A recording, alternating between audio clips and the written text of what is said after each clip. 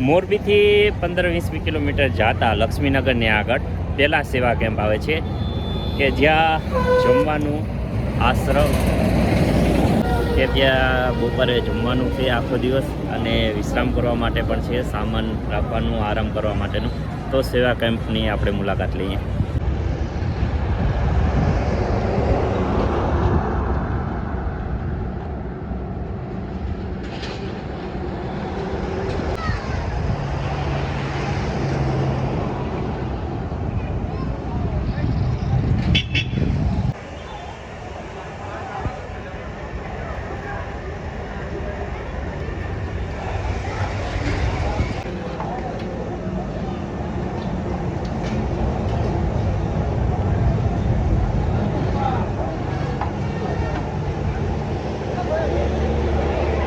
એક દિવસના 3000થી વધારે માણસો અહીંયા ભોજન પ્રસાદ લે છે.